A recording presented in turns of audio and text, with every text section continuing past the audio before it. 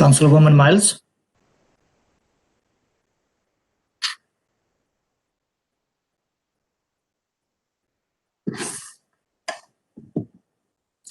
Councilwoman Miles, are you there?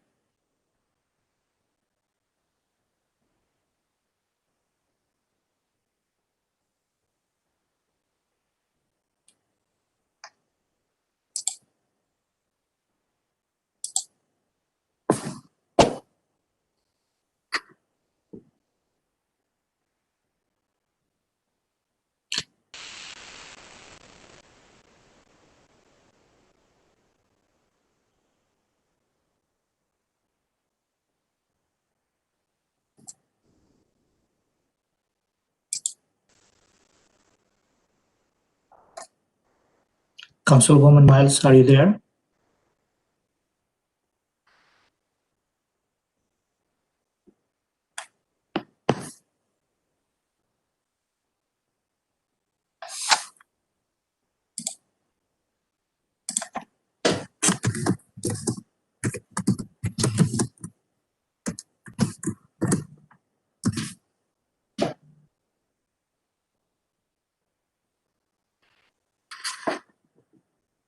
Councilwoman Miles, we are live streaming online and recording this meeting, and we are ready to go.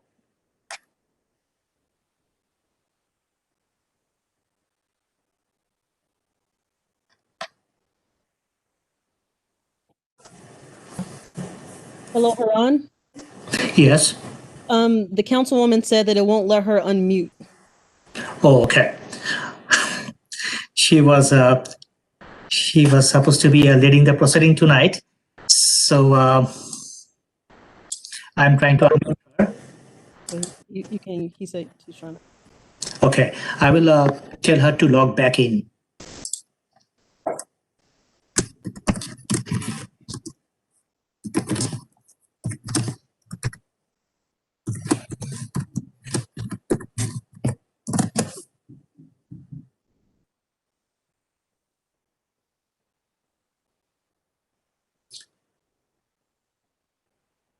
I just sent her a chat text message to log back in.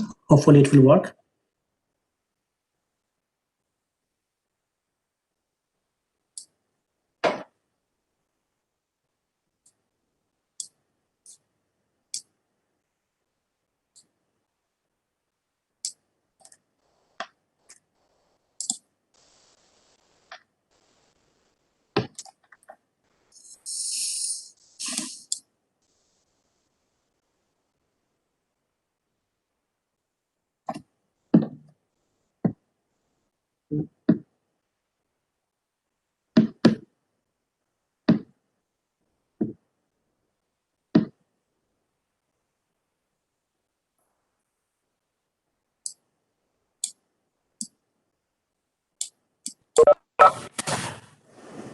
Okay. Can you hear me?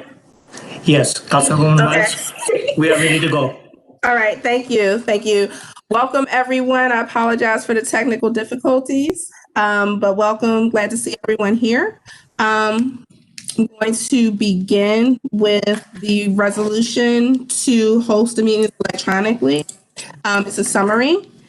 As a result of COVID-19 and Governor Northam's declaration of a state of emergency, the authority's Planning, Coordination, and Advisory Committee meeting is being held electronically.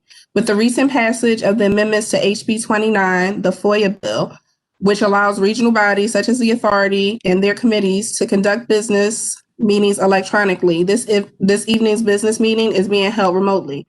Doing so will enable us to keep safety as a top priority while ensuring that we're adhering to social distancing requirements. Meeting by electric means is authorized because the items on the November 18, 2020 committee meeting agenda are statutorily required or necessary to continue operations of the authority. So the next item on the agenda is a motion to approve the minutes. Will anyone make a motion to approve the minutes from last month's meeting? So moved, Elizabeth Bennett Parker. Second, Libby Harvey. Thank you. All right, so we have a motion and we have a second. Is anyone opposed? Okay. All those in favor, please say aye. Aye. Aye. Okay. Aye. Okay, the minutes have been approved. The first item on the agenda is a transaction update on our goals, objectives, and measures. So at this time, I am going to turn the floor over to Mr. Jasper. Mr. Jasper, the floor is yours. Thank you very much, Councilwoman Miles, and good evening, members of the committee. First, I'd like to start with an apology for only recently sending the presentation, which is now on the screen. Unfortunately, we've had a rather hectic couple of weeks that's very related to transaction since we've been working to get the RFP out and posted, which we were able to do on the day of the authority meeting last week. And earlier today, we had a lengthy pre-proposal meeting with all the firms who are interested in responding to the RFP. So that has rather kind of taken us to one side. So I apologise for the delay getting the presentation to you, which I'll now walk through. Haroon, if you could advance one slide. Recognising that many of the committee members were not actively engaged with the authority 5 years ago when we were kind of at the equivalent stage of starting up the transaction update. I wanted to just quickly set a little bit of context for you. I apologise if some of you have seen some of these slides before. Haroon, I've got a couple of grey boxes on the screen that I'm looking at. Thank you.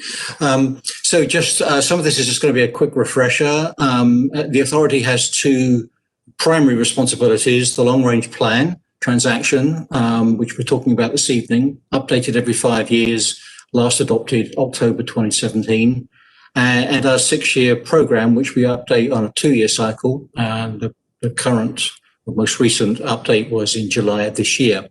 And perhaps, you know, most significant of all, the transaction, the long-range plan, and the 6-year program, which is the funding side of things, are inextricably linked. We cannot fund any project through our 6-year program using regional revenues unless the project is included in transactions. So while it's sometimes easy to kind of think of the long-range plan as something that will be important to somebody else in 2040 or 2045, in reality, as soon as it's adopted by the authority, and this iteration we're looking to adopt in November of 2022, it then becomes the menu, as it were, for the projects that we can fund in subsequent funding programs. So that's a very important relationship. And just to emphasize that, Haroon, if you could advance to the next slide.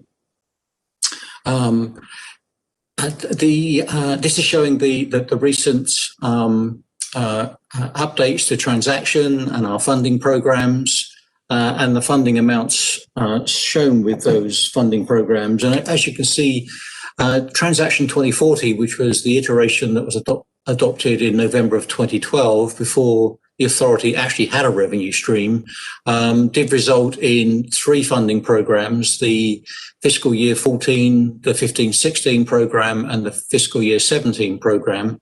Those 3 programs allocated close to $700 million to regional transportation projects. And then subsequently, when the current version of transaction was adopted in October of 2017, we've already had 2 rounds of the 6-year program. Now, admittedly, the first round was a full 6 years worth of revenue, which is why the 1.285 billion number is so large, because that's 6 years worth of revenues. But even so, you know, since transaction was adopted in 2017, the authority is approved $1.8 billion in additional funding. So it combined those 5 funding program cycles have resulted in $2.5 billion worth of funding. So you can see the linkage there very, very kind of clearly between transaction and our funding programs. The update to transaction that we're working on at the moment will result in 3 funding programs, but we do actually have one more funding program to get through under the existing transaction plan, because the new plan won't be adopted until after that cycle. So there's one more to go from the current transaction, and then 3 from the transaction update. Next slide, please. This is a horrendously complicated graphic, but I'm going to focus in a moment on just the planning column. But this is just showing you where in kind of like the flow of things, transaction in the planning column on the left and the 6-year program in the column in the middle under programming. This is where they are, and you see some arrows dancing around that show how various things are linked. And obviously on the right, the funding is what drives everything. But I'd just like to focus on the planning column there. So if you could advance, Haroon, to the next slide, and we'll take a closer look at what we're actually doing under planning. So at the top, you see a box in the column under planning called regional transportation needs, and then to the right you'll see a kind of an expansion of what that actually means for the work that we're now embarking upon. And this is relevant to what we're going to talk about this evening. Transportation needs, we generally look at 3 different kind of sources of information. There's the travel demand based on the cooperative forecasts, which all of your jurisdictions contribute to in terms of providing planning forecasts. So we're basing this off the region's cooperative planning forecasts, looking out into the future. We also look at travel conditions. This is a model-based analysis where we can look to the future and see with that growth that's coming from population employment and enhancements to the system, the transportation system, what that means for travel conditions in future years. And very importantly, public and stakeholder engagement. It's one thing to look at models, but it's another thing altogether, as you will understand, to actually hear from people what their needs are and their priorities are. And so that's an important part of the way we approach regional transportation needs. And the next item is core values. This is something we've talked about in previous meetings as part of the process for completing the transaction evaluation. And I'll come back to core values in a little bit more detail in a moment. And also, as part of the regional transportation needs, we'll confirm goals, objectives, measures, and weights. We've had some preliminary conversations with the committee on this topic, and we'll probably have quite a few more in the months ahead. The next part of the approach here is looking at candidate regional multimodal transportation projects, and they generally come from either jurisdiction or agency plans, comp plans, transit system plans. And we refer to these as kind of bottom up. These are projects that are already existing in documents that have been approved, and so that's an easy source of information for us.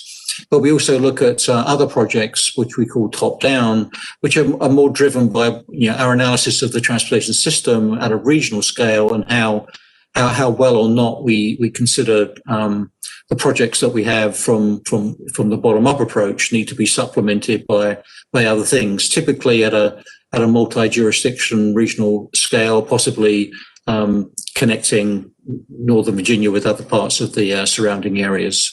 So that we have a bottom-up and a top-down approach to identifying projects, and then we screen those projects and we compile them into packages for the purposes of evaluation. The current transaction actually has 352 projects. and we're expecting a broadly similar number for the next update as well. And the next stage we move to with transaction is the evaluation process. And essentially we look at the projects that we have, and we compare how they affect the transportation network and how they perform against all the needs that have been identified. And we do some scenario analysis, which looks at alternate futures. We do benefit cost analysis based on planning level cost estimates for all of the projects. And then at the end, we kind of rank these projects and kind of report out on these projects. And at that stage, we'll also take another look at how well the projects have performed against the core values that have been identified earlier under regional transportation needs.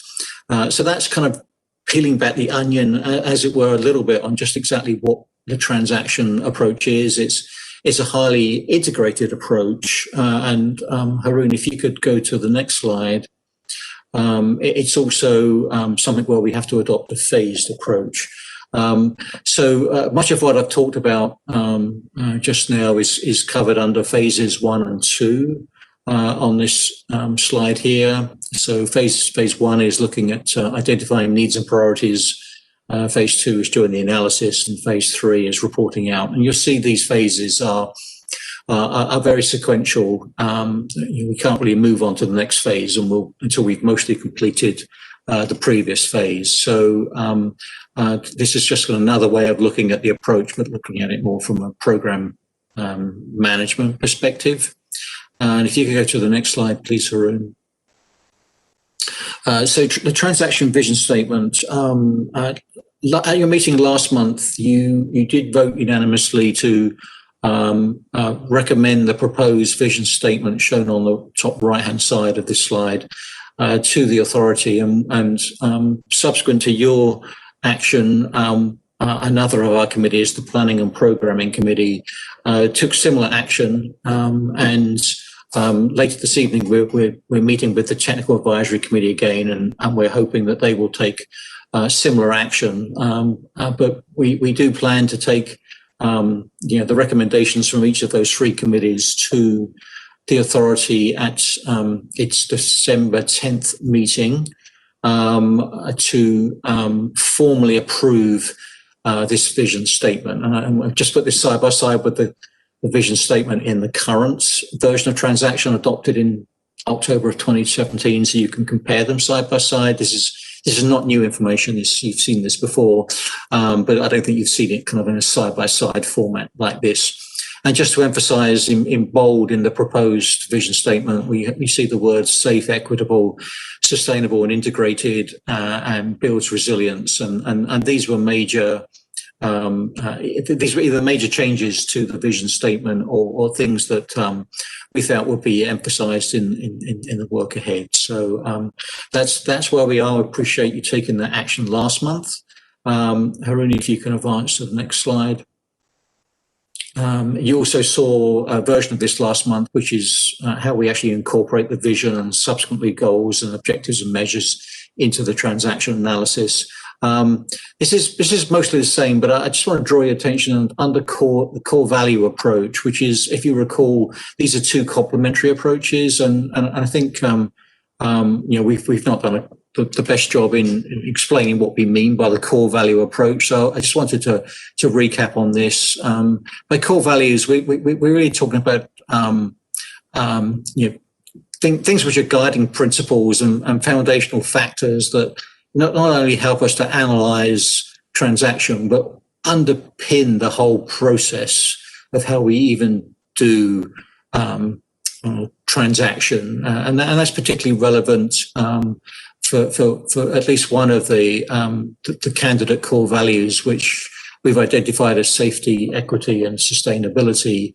Having an equitable approach to engaging with the public as we develop transaction is, in many ways, as important as identifying and ranking projects which are also equitable to folks. So this is new for us to emphasize this way. We're happy that so many people have kind of supported this approach. So although core values may be somewhat more qualitative in nature, that's not to say they are not data-driven at all. And just a couple of things to draw your attention to. The Transportation Planning Board has a tool that identifies equity emphasis areas. And this is a fantastically new, powerful tool which will help us to identify underserved populations. So we're very excited to be able to tap into this. And also VDOT uses something which is called the Equivalent Property Damage Only Index, which is a way of looking at crash history information to try and get a sense as to where there are areas of particular concern. And again, this helps us at the front ends to kind of identify, as a core value, how we need to approach, treating safety as something we embrace within transaction. So that's just a little bit more definition on core values. And next slide, please, Haroon. We continue to do research on this, most notably looking at your own jurisdictions, vision statements, goals, objectives, and general approaches to how you develop your own transportation plans and processes. So, there's a lot of differences, there's a lot of similarities, and we're pulling that stuff all together. We're also looking beyond Northern Virginia at some of the surrounding jurisdictions, such as Washington, D.C., to understand how they're approaching this topic as well. And there are some very strong similarities in what we're proposing and what others are doing. We'll look to see what the Commonwealth is doing with VTrans in particular, the statewide long-range transportation plan. The COG and CPB are also taking their own initiatives on behalf of the entire DC metro region. And we'll look to federal sources of information as well. Since our money is not federal, our regional revenues are regional revenues, we're not tied to federal regulations, although we do want to understand federal approaches so that we can be consistent where it makes sense for the region to be consistent without necessarily having to conform with the letter of the law. Next slide, please. So where I'd like to get to this evening for this conversation is to kind of talk a little bit more about core values, in particular equity. And to start this off, I wanted to share with you the conversation which our planning and programming committee had a few days after you last met. So this committee met on November 2nd. And I've got a couple of slides of their kind of off the top of head thoughts, immediate reactions to what they thought were equity issues or things which needed to have an equitable approach. And so I'll just take a moment to go through these one by one. They're in no particular order. They're pretty much in the order that they were spoken at the meeting, to be honest. So it's kind of unstructured, but you will see some themes emerge pretty quickly. So accessibility for vulnerable populations, including the use of transportation technologies. There's concern that future transportation technologies may not be equitably available to folks in the region. The evaluation process for transactions should be equitable as well as the outcomes. I touched on that earlier. We need to consider whether equity issues are consistent across the region, which in all likelihood is some may be, but some may not. In particular, we have the inner areas, in quotes, are more built out than the outer areas where there's a bit more open space, and that obviously has a bearing on access to transportation services. The question of whether equity is consistent with congestion relief, which is quite an important topic since NVTA, has to conform with the Virginia Code, much of which is focused on congestion relief. Getting down to a little bit more detail, the expression "pockets of poverty" was used, where within these pockets of poverty, there's inherently a need for multimodal or mass transit services, but they also can coincide with, for trip making purposes, situations where transit services may not be financially viable, and so therefore not provided, and adding to potential inequities. Next slide, please. Although this conversation was focused on equity, it was mentioned at the Planning and Programming Committee that with respect to sustainability and resilience, if you really mean what you say when you use those words, it could fundamentally change many of the ways that NVTA approaches transactions. So that's something we are now very mindful of, as those words are used in the approved in the recommended or proposed vision statement. New transit options may be needed for short-haul trips. There's quite a commuter-centric focus on transit service, but that's not the only need that people are looking for with transit options. How do we enhance our bus service during the pandemic? Suggestion that dedicated transit and carpool lanes will support bus service. The common observation that bus stops are often holes in the ground with no pavement, which doesn't make transit particularly attractive. And when you kind of extrapolate that thought a little bit further, if transit is not attractive, then that kind of sets a context for addressing risks or identifying risks associated with climate and how you address those. And then finally, we ended with a quote from Abraham Lincoln, which is, I had to look this up. This was a speech he made to Congress a month before the Emancipation Proclamation.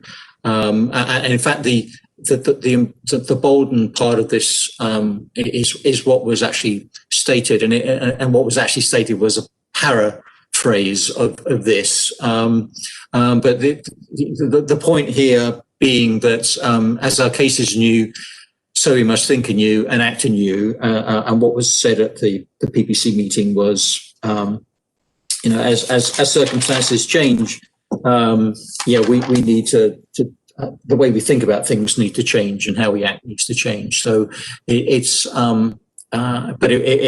was specifically stated as this quote. So I thought I would put it there in full because it seemed quite appropriate to the discussion, and in the context of when it was said, it also adds to the relevance of it as well. So with that, I think we've got one more slide. I just wanted to show you. This is a topic that we've been asked to give some thought to. Haroon, if you could just advance one more. And this is when we use these terms to define these terms, because I for one will admit to being guilty about using equality, equity interchangeably at times, and that's wrong. As this graphic attempts to show, and you may have seen this before, but it is quite nice in the way it approaches it. So in that left image, you see three children watching a game, and at the different ages and sizes, but they've all been given a box to stand on, so they've all been treated equally. But unfortunately for the young person on the right, the fence is still too high.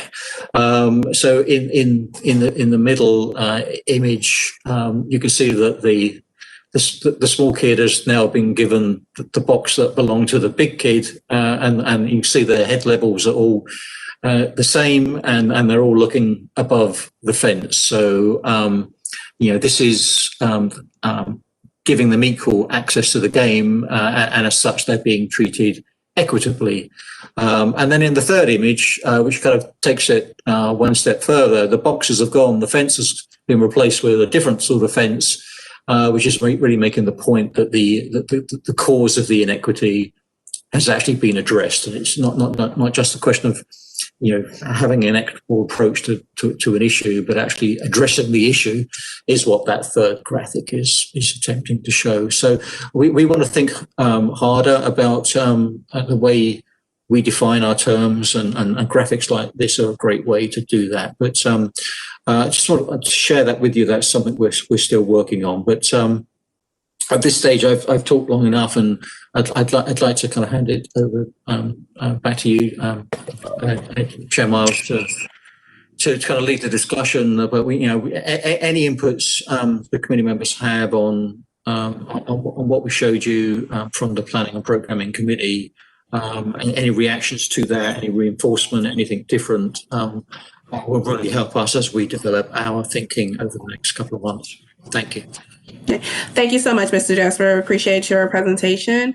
At this point, I will ask if anyone would like to seek recognition to provide any input on the presentation, if you have any feedback or any responses.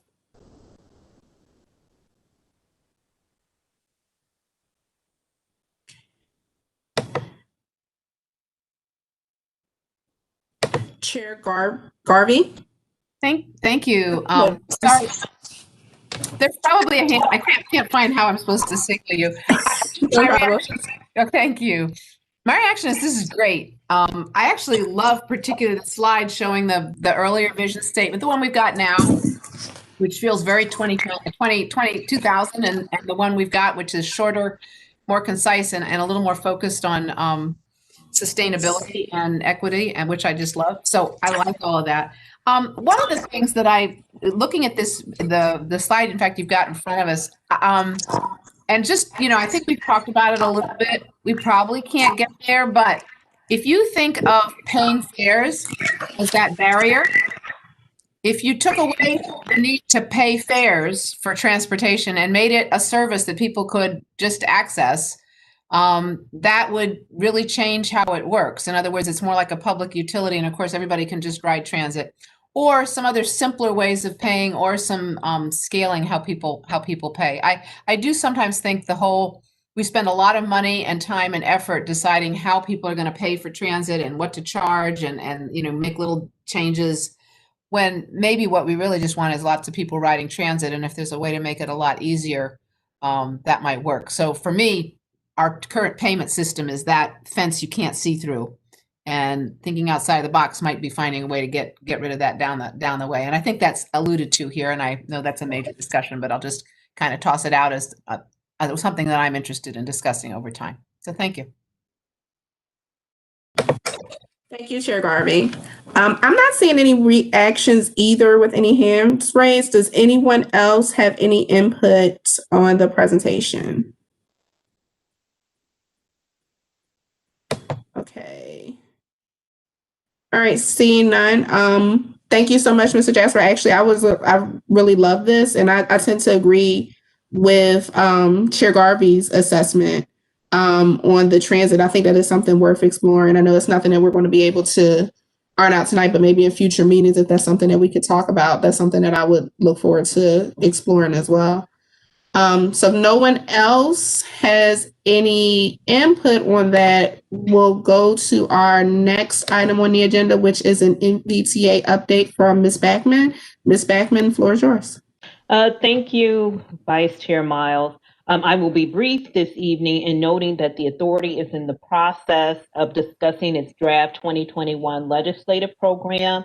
Of course, one of our top priorities is the full restoration of the authority. With the passage of the omnibus bill, the outstanding balance, if you will, to be returned to the authority to make us whole for the $102 million that was diverted to Metro is actually $32 million. We do understand due to COVID and the economic climate that it probably will not happen in the 21 session. However, we do want to keep it noted as a priority.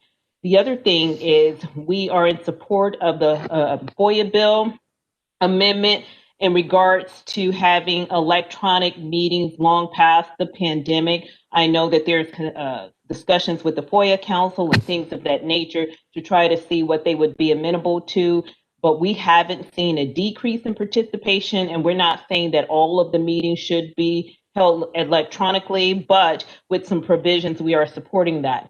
And lastly, I will like to note that we are going to put in our draft legislative program federal support for WMATA. Of course, that's needed. And while we talk about WMATA, other transit agencies are suffering as well, but we definitely are in support for federal funding for WMATA. And we're looking to take action on the 2021 legislative program at the December authority meeting. Having said that, that really concludes my report this evening. I'd like to wish you all a happy Thanksgiving and stay safe. So thank you. Thank you so much, Ms. Backman. And at this time, I will entertain a motion to adjourn. Would anyone like to make a motion? No takers? So moved. All right. Second.